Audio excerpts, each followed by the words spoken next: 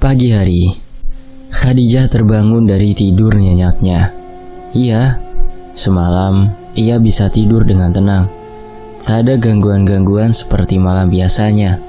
Khadijah juga lebih berani sekarang, menatap sekeliling tanpa harus waspada sosok mengerikan itu menampakkan diri. Semua ini berkat jimat merah pemberian Burada, gumamnya senang. Ia beranjak dari tempat tidur dan melangkahkan kaki menuju WC untuk membersihkan diri. Sesampainya di sana, seperti biasa, WC selalu penuh dengan antrian, sehingga Khadijah harus menunggu. Setelah menyimpan peralatan mandinya di depan pintu sebagai tanda giliran, Khadijah duduk di anak tangga dekat WC. Di sampingnya ada Cut yang sedang menunduk, membaca cerita di gawainya seperti biasa. "Cut, aku mandi sehabis kamu ya. Ngomong-ngomong pagi-pagi gini udah asik baca Wattpad aja," ucapku membuka pembicaraan. Cut mengangguk lalu cengengesan. Dija kan juga tahu Cut gak bisa sehari tanpa Wattpad. Aduh, emang cerita apa sih itu? Kayaknya rame banget. Ini loh, cerita tentang cinta segitiga antara Sanjaya sama dua cewek centil. Padahal kan lebih baik Sanjaya sama aku aja. Aku kan cute. Cut sangat bersemangat. Sementara Khadijah sedikit terperangah saat mendengar nama Sanjaya. Baca cerita tuh yang islami dikit kek. Cerita kayak gitu malah ngundang halu berkepanjangan loh. Bodo amat. Hahaha. Khadijah tak lagi menimpal. Ia memilih diam sembari menahan perutnya yang mulai sakit. Nyeri haid lagi nih. Khadijah meringis sambil meremas perutnya. Mau aku bawain teh anget? Tawar Cut yang langsung ditolak Khadijah. Khadijah tersenyum kecut, tak mau merepotkan sahabatnya itu. Gak usah deh, nanti juga sakitnya hilang. Ya udah aku duluan ya, ucap Cut seraya berlalu masuk ke dalam WC. Setelah Oci keluar dari sana, Khadijah mengangguk. Namun sesaat kemudian matanya membelalak saat melihat kucing hitam masuk membersamai Cut ke dalam WC. Cut, Khadijah berusaha menghentikan Cut, tapi ia sudah mengunci pintu WC. Khadijah tak kehilangan akal. Ia menggedor pintu. Cut, buka dulu. Kenapa Dija? Maaf, aku udah buka baju. Kalau kebelet, mending ke WC masjid aja atau ke WC 1. Khadijah kini pasrah. Semoga tak terjadi hal buruk lagi. Setelah lama menunggu, ini giliran Khadijah mandi. Ia bergegas masuk WC. Perutnya masih sakit, tapi ia tahan. Tangannya meraih sikat cuci untuk mencuci pembalut yang berlumur darah cukup banyak. Ia sedikit merasa jijik hingga ia mencucinya dengan cepat dan membuangnya ke tempat sampah. Setelahnya ia mengguyur tubuh telanjangnya dengan air tanpa melepas kalung liontin merah. Hampir 20 menit ia membersihkan diri. Akhirnya Khadijah keluar dari WC 2 dengan sudah mengenakan seragam sekolah, menaiki anak tangga menuju kobong An-Nisa. Dija, sejak kapan kamu pakai kalung liontin? Tanya Oci saat melihat Khadijah mengikat rambutnya di depan cermin. Ini sebenarnya ini kalung pemberian bunda yang baru aku pakai. Hehe, ucapnya bohong. Oh gitu, warna merahnya bagus, tapi kayak darah. Ia meneguk ludah sendiri. Khadijah teringat perkataan Burada untuk tidak memperlihatkan kalung itu pada siapapun. Entah mengapa, Khadijah segera mengenakan kerudung berwarna putih dan berbaur dengan santriah lain untuk sarapan. Tak ada percakapan selama sarapan, hanya suara-suara dari gesekan sendok dan piring. Tanpa sengaja Khadijah melirik Cut. Ia terlihat lesu dan tak bersemangat. Cut, kok nasinya malah dimainin? Gak suka sama masakannya kah? Tanya ukhti Sinta, teman sekobong yang memasak sarapan pagi ini. Enggak kok, Cut suka. Cuma kayak gak nafsu makan aja ukhti. Cut sakit ya? Sosor Oci. Enggak juga. Kalian tenang aja, Cut gak apa-apa kok. Ia tersenyum kecut. Khadijah melihat keanehan di wajah Cut, namun ia memilih untuk diam. Sepanjang perjalanan, Hadijah, Cut, Oci, dan Dayat hanya diam. Entah kenapa suasana menjadi terasa canggung. Hingga akhirnya Dayat bernyanyi riang. Pagi gelapku, matahari sembunyi. Selamat pagi, buju buset. Dayat mengambil nafas yang sempat tersendat. Meow. Nyanyian Dayat terhenti saat seekor kucing hitam melompat di depannya secara tiba-tiba. Kucing gak ada alak. Lu kalau lompat tuh pakai mata napa? Woi, sungutnya sambil menyeret paksa kucing itu. Khadijah yang melihat pun langsung menegur. Dayat, kucing itu makhluk hidup. Jangan diseret-seret gitu dong, kasihan. Ya elah, salah kucingnya juga tiba-tiba datang. Wah. Perdebatan itu sontak terhenti saat mendengar Cut yang hampir muntah. Duh, kucingnya tinggalin aja di sini. Aku pengen cepet-cepet sampai di kelas nih. Protesnya dengan jemari tangan memijat pelipis. Cut, kamu gak apa-apa? Tanya Oci. Cutku yang paling cute, lagi sakitkah kamu? Sosor Dayat dengan raut wajah so prihatin. Aku gak apa-apa. Kayaknya kamu beneran lagi sakit deh Cut. Kamu izin gak masuk kelas aja. Takut nanti malah makin parah. Wajah kamu pucat banget. Khadijah menyarankan yang langsung dibalas gelengan kepala dari Cut. Aku gak apa-apa kok, cuma lemes saja. Sementara itu di sisi lain, Bu Nani masih fokus memberikan penjelasan tentang ilmu kimia. Anak-anak kelas 12 IPA pun mendengarkan dengan hikmat. Cut kembali memuntahkan cairan dari mulutnya. Seketika membuat seisi kelas kaget. Hadijah dan Oci menghampiri dengan cepat. Sudah ku bilang, kamu izin dulu aja. Ngel banget sih, protes Khadijah sambil memijat pelipis Cut. Oci juga membantu membersihkan lantai yang terkena muntahan. Cut, kamu ke UKS aja. Jangan dipaksain masuk kelas kalau lagi sakit. Titah Bu Nani. Bukannya menanggapi, tubuh Cut malah terjatuh tak berdaya. Ia pingsan, beberapa temannya langsung menggotongnya ke UKS. Di dalam UKS, Cut sudah sadar dari pingsannya. Khadijah dan Cut masih setia menunggui. Kalian masuk kelas lagi aja. Aku bisa jaga sendiri kok, ujar Cut lemas. Udahlah Cut, jangan sok kuat gitu deh. Lagian kamu lebih penting daripada pelajaran, ucap Khadijah. Iya bener, pelajaran masih bisa nyusul, sedangkan kesehatan kamu enggak, Oci membenarkan. Makasih ya. Nih, minum dulu tehnya. Oci menyodorkan secangkir teh hangat dan Cut menerimanya. Ia begitu bersyukur karena mendapat sahabat sebaik mereka. Ya udah aku mau tidur aja. Kepalaku pusing soalnya. Cut memejamkan mata, tertidur. Hadijah dan Oci memilih untuk keluar ruangan agar tidak sampai membangunkan Cut. Sesaat setelah itu, seekor kucing hitam masuk ruangan lewat jendela, menghampiri Cut dan ikut merebahkan tubuh di sampingnya. Meow. Hadijah dan Oci pun memutuskan untuk meninggalkan Cut di UKS agar tidak terganggu. Mereka pergi ke perpustakaan sekolah untuk sekedar merefresh otak yang mulai terasa letih. Biasanya dengan membaca buku-buku Islami atau cerita sejarah akan membuat pikiran menjadi plong dan tenang. Khadijah mulai memilih buku yang menurut dia menarik. Satu buku novel sudah digenggamnya. Kayaknya seru nih. Udah dapet Dijah? Tanya Oci. Udah, aku mau baca ini aja. Hadijah berlalu ke tempat duduk yang lumayan sepi. Hanya ada beberapa orang yang tertunduk larut membaca buku di sana. Aha, aku juga udah dapet nih, susul Oci dan duduk di samping Hadijah. Ya udah cepet baca, jangan main HP mulu. Oci emang selalu memainkan ponsel pintarnya di sekolah dengan alasan membumbukan di pondok. Karena di sana semua ponsel akan dikumpulkan. Berbeda dengan Hadijah, meski juga suka membawa ponselnya ke sekolah, tapi ia jarang menggunakannya. Baginya ponsel tak begitu penting, malah hanya akan mengganggu konsentrasi belajar saja. Mereka mulai membuka lembaran pertama dan larut pada imajinasi masing-masing. Beberapa menit kemudian, sebuah suara nampak mengejutkan mereka berdua. Hehe, Oci nyengir kuda saat cacing-cacing di perutnya mulai aktif.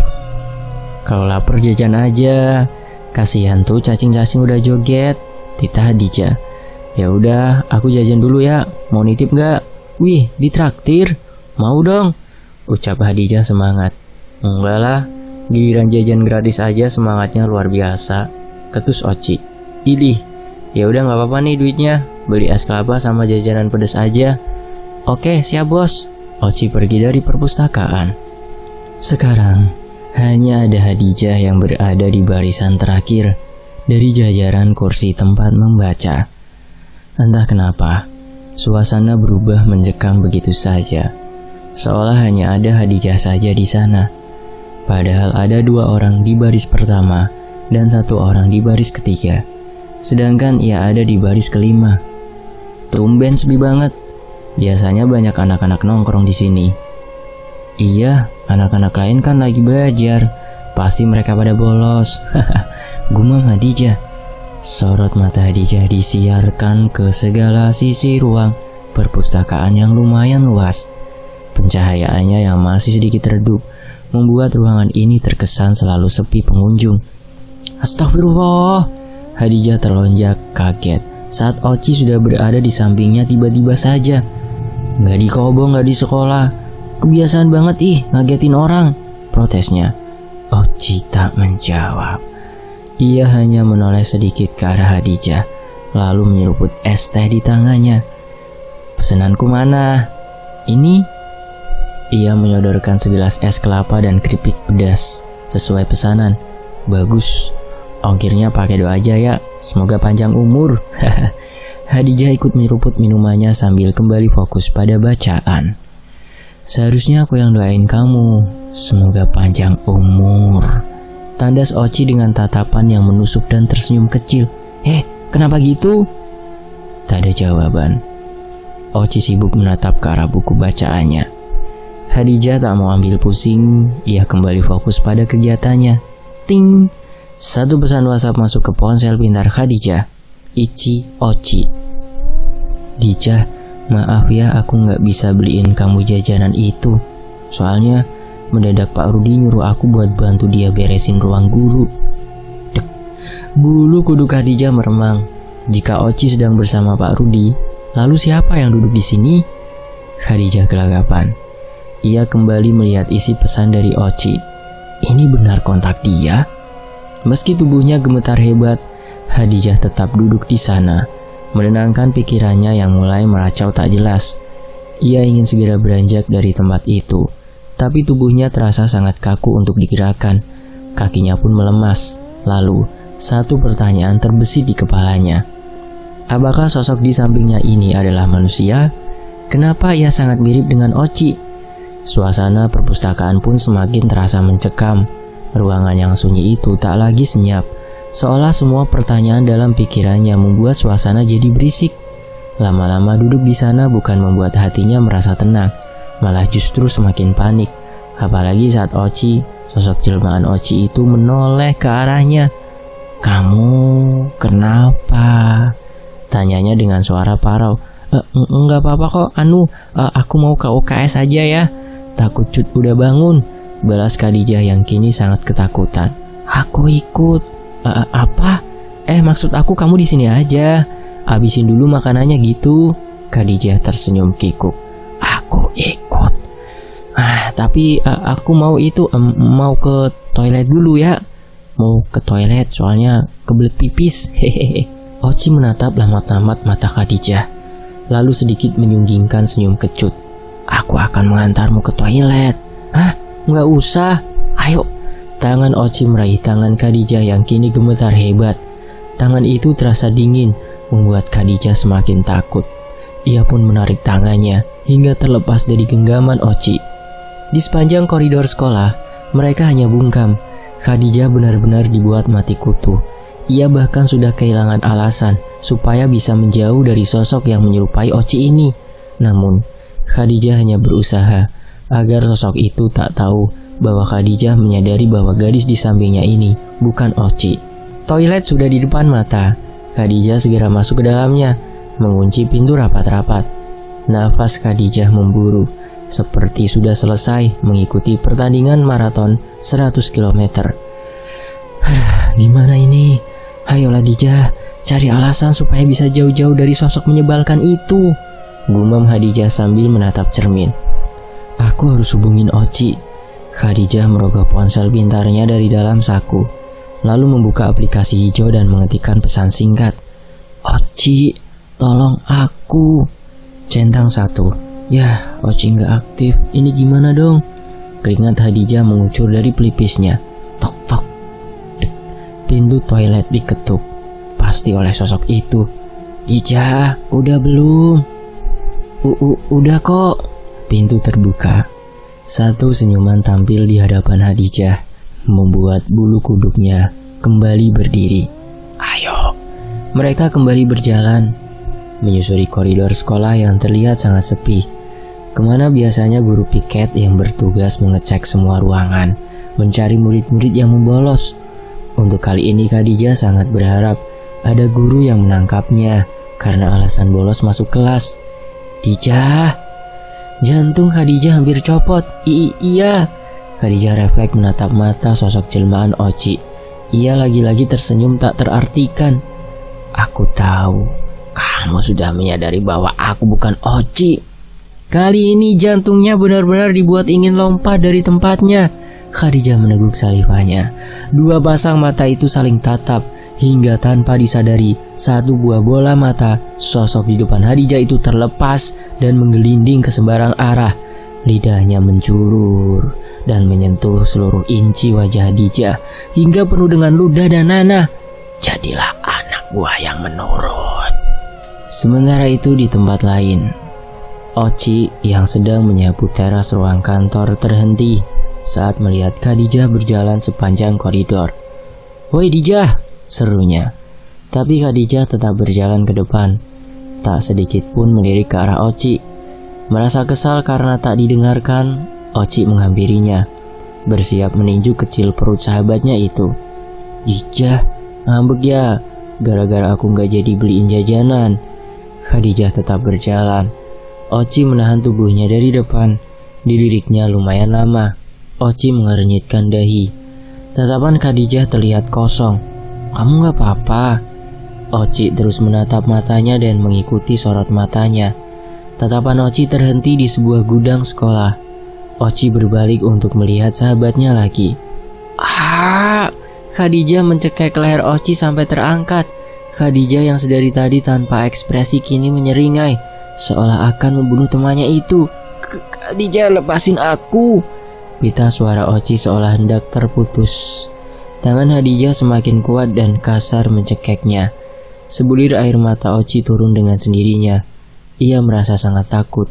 Dirinya pun sudah tak bisa bernafas seperti biasa. "Ini akibat karena kamu ingin mencampuri urusanku," ujar Khadijah dingin. Maafkan aku Dijah." Tubuh Oci ambruk di atas lantai. Kesadarannya hilang bersama seringaian yang kembali muncul di bibir Khadijah. Ia kembali berjalan menuju gudang sekolah. Namun di ujung koridor, ia menemukan Dayat celingak-celinguk seperti sedang mencari sesuatu. Khadijah bergumam, "Satu gangguan harus dimusnahkan." Dijah, ngapain di sini?" sapa Dayat. "Lagi cari kamu." "Hah? Tumben cari aku?" Tersirat perasaan bingung dari raut wajahnya. "Ayo ikut aku." Khadijah mengajaknya masuk ke dalam gudang. Dayat hanya manggut-manggut sambil mengekorinya. "Brak!" Pintu gudang tertutup sekaligus saat Dayat sudah berada di dalam gudang. "Astagfirullah Dijah, kita mau ngapain di sini?" Dayat nampak ketakutan. "Kita akan bermain di sini." "Hah? Main apaan? Ya ampun, ini pintunya kok bisa terkunci sih?" Dayat terus berusaha membuka pintu gudang. "Sini Dayat, kita main," ajak Khadijah dengan senyum aneh tampil di bibirnya. Enggak Dijah, kita harus keluar. Lagian kita nggak boleh berduaan di tempat sepi kayak gini, nanti jadi fitnah." Dayat mulai terlihat gelisah. Entah mengapa tubuhnya bergetar hebat saat Khadijah terus berjalan ke arahnya. "Dijah, kenapa sih?" bentak Dayat yang mulai kesal. "Gak apa-apa kok, aku cuma mau main sama kamu."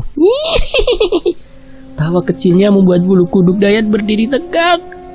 Tubuh Dayat yang tingginya hanya 170 cm itu sudah menempel di pintu gudang. Khadijah terus berjalan ke arahnya, hingga saat tepat mata mereka bertemu. Satu senyuman terlihat licik di bibir Khadijah. Ia membusungkan badan dengan mulut hampir menyentuh wajah Dayat yang mulai dibanjiri keringat. "Sadar, Dijah!" Dayat mendorong kuat tubuh Khadijah yang hampir menempel di tubuh Dayat.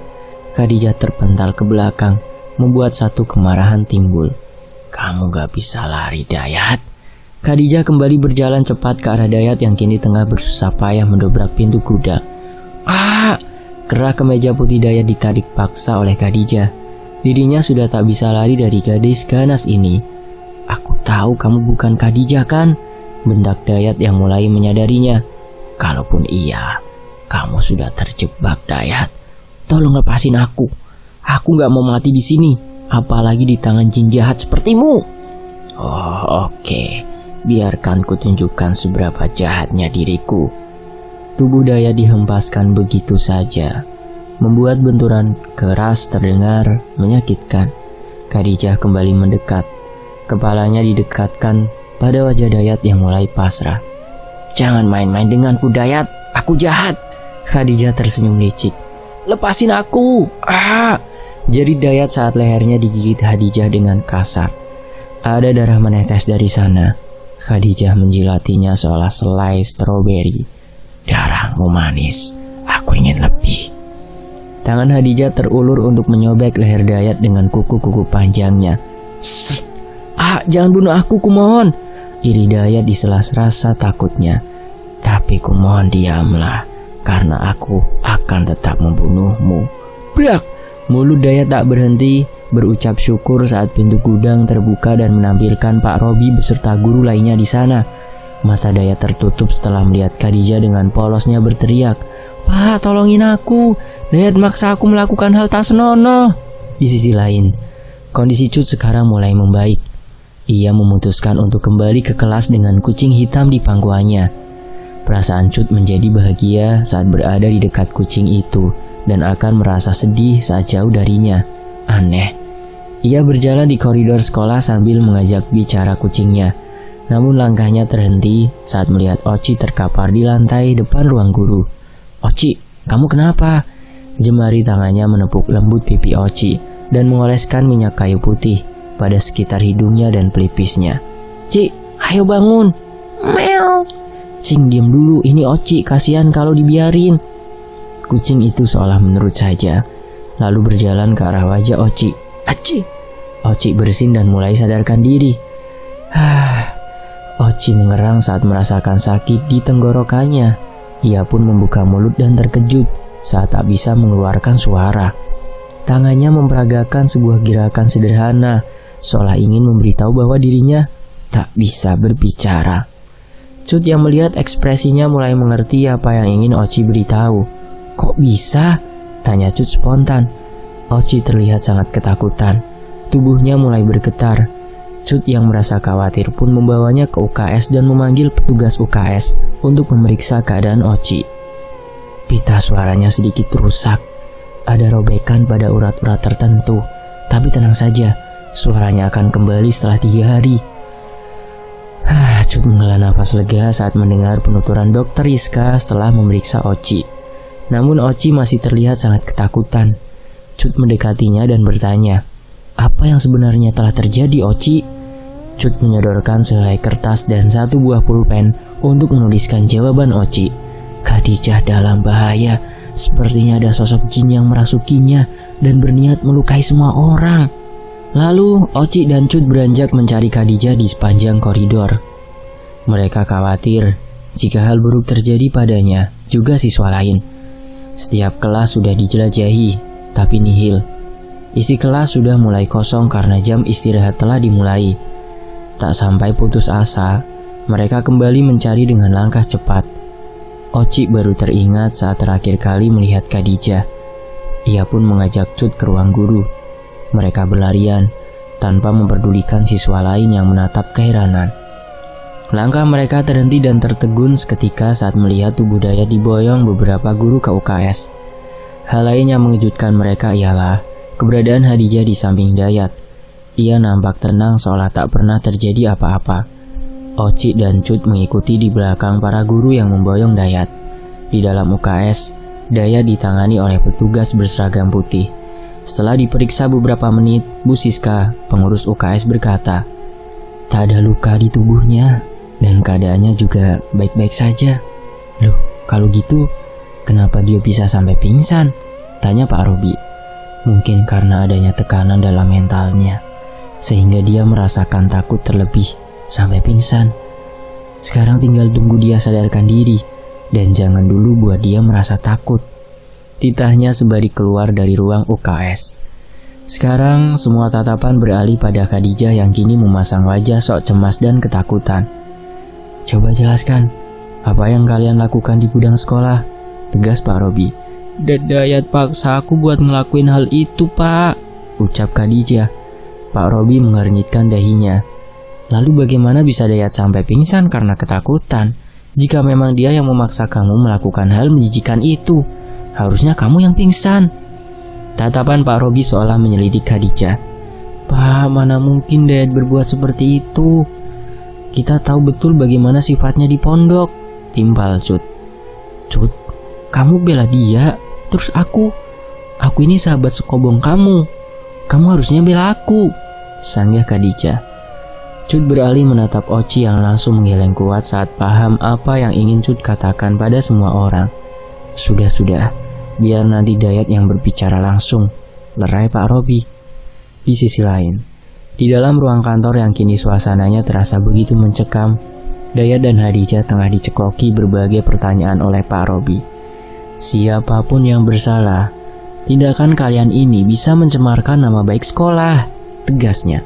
Maaf Pak, jangan salahkan saya hanya korban, bela Khadijah yang langsung mendapat bantahan. Enggak Pak, bukan seperti itu, sanggah Dayat. Lalu seperti apa? Bentak Pak Robi membuat Dayat semakin menunduk. Ia sangat ingin mengatakan bahwa gadis di sampingnya ini bukanlah Khadijah, tapi diurungkan karena tatapan tajam yang terus menjatuhkan keberaniannya. Dayat mengerti betul, jika ia sampai mengatakan yang sejujurnya, ia pasti mati sekarang juga. Ia tak mau masih ada emak dan abah yang harus dibahagiakan di kampungnya. Kenapa kalian diam saja? Apakah bapak harus memanggil kedua orang tua kalian? Meja kayu di depannya kembali digebrak oleh tangan Pak Robi. Entah sudah keberapa kalinya. Maaf Pak, jangan lakukan itu. Silakan hukum saya saja. Dayat pasrah. Ia hanya memikirkan perasaan emak dan abahnya. Baik, atas tindakan kamu itu, kamu dihukum untuk membersihkan gudang dan seluruh toilet sekolah selama 3 hari. Kenapa harus gudang Pak? Jangan membantah. Lagipun gudang itu sudah semakin kotor karena kelakuan kalian. Dayat kembali menundukkan kepala. Sedangkan di sisi lain, Khadijah tersenyum puas. Dayat keluar dari ruang guru dengan sorot mata tak terartikan. Perasaannya campur aduk antara marah, takut, dan kecewa. Namun, ia masih bingung. Kenapa tiba-tiba jin dalam tubuh Khadijah menyerangnya? Dan apa yang dia inginkan darinya? Dayat berjalan cepat menuju gudang sekolah. Sesampainya di depan pintu, ia baru teringat tujuan awal ia pergi ke sana sebelum Khadijah datang, mencari uang jajan yang hilang. Awalnya memang dia ragu untuk mencarinya, tapi bagaimanapun uang itu sangat penting. Dayat tak bisa keseringan meminta uang pada emak dan abahnya di kampung. Terlebih keluarganya bukan dari kalangan atas. Sorot matanya tertuju pada lembaran uang di dekat lemari kayu yang sudah usang. Rasa takut di hatinya seketika berubah menjadi sebuah kebahagiaan. Alhamdulillah, akhirnya dapat juga. Emang ya, rezeki anak soleh mah gak kemana-mana. Dayat terkekeh sendiri. Ia mengulurkan tangannya untuk mengambil lembaran uang itu. Tek. Satu tangan menyentuh punggung tangan Dayat. Sorot matanya beralih cepat ke depan. Allahumma barik lana, astagfirullah, jeritnya saat melihat tubuh gadis berseragam putih abu tergeletak di dalam lemari. Ini setan? Tanyanya pada diri sendiri. Ia menggeleng cepat. Enggak, ini manusia. Apa masih hidup? Dirabanya pergelangan tangan gadis itu, berniat mengecek denyut nadi. Dayat membelalakan matanya saat tak merasakan ada pergerakan sama sekali di nadinya. Itu artinya dia mati. Dayat berlari tunggang langgang menuju ruang guru. Di sana masih terlihat Pak Robi sedang berkutat dengan beberapa berkas. "Pak, ada mayat gadis di gudang." Sosornya membuat Pak Robi mendongak ke arahnya. "Jangan bercanda kamu. Mau Bapak hukum lagi?" "Enggak, Pak. Di dalam lemari ada mayat gadis. Tolongin, Pak, kasihan." Pak Robi dan Dayat berjalan cepat menuju gudang yang terletak tak jauh dari ruang guru. "Di sana, Pak," tunjuk Dayat pada lemari kayu di pojok ruangan. Pak Robi berjalan perlahan hingga sampai di sana. Ia membuka pintu lemari. Pikiran Dayat bertanya-tanya cepat. Kenapa pintu lemarinya tertutup? "Kamu bermain-main dengan Bapak, hah?" tanya Pak Robi dengan tatapan tajam saat melihat isi lemari yang kosong. "Loh, Pak, tadi beneran ada mayat gadis di sana." "Dayat, Bapak lagi sibuk. Kamu hanya mengganggu pekerjaan Bapak. Waktu Bapak habis hanya untuk mengurusi kamu. Jadi hukuman kamu ditambah." "Ya Allah, Pak, jangan gitu dong. Tadi beneran ada kok." Dayat terus berusaha meyakinkannya. Tapi nihil. Pak Robi meninggalkan Dayat di gudang dan dengan cepat menguncinya di luar. "Kamu gak boleh keluar jika gudang belum rapi dan bersih," tegas Pak Robi. Setelah itu tak ada lagi suara. Dayat masih tertegun melihat apa yang telah terjadi padanya. Pikirannya berkecamuk pada keanehan hari ini. Dia mengusap keringat di dahinya dengan gusar dan kembali menoleh ke arah lemari. Matanya membulat saat melihat sesosok wanita buruk rupa duduk di dalam lemari dan tersenyum licik ke arahnya. Bagaimanapun, Dayat hanya manusia biasa yang memiliki rasa takut. Ia melangkah mundur saat wanita itu menghampirinya. "Kamu kurang sekatan, Dayat. Terima kasih sudah menemukan mayat anakku." Cekikikan itu terdengar memekakkan telinga Dayat. Tubuh wanita tanpa kaki itu menghilang seketika, meninggalkan Dayat yang membeku di tempat karena masih syok. Kasihan sekali si Dayat. Bersambung. Konflik bertambah. Nantikan pemecahannya di bagian berikutnya. Jangan kemana-mana, tetap di Fakta Sejarah. Makasih Oci udah ngizinin kisahnya untuk dibawain di sini. Saya pamit. Wassalamualaikum warahmatullahi wabarakatuh. Alhamdulillah.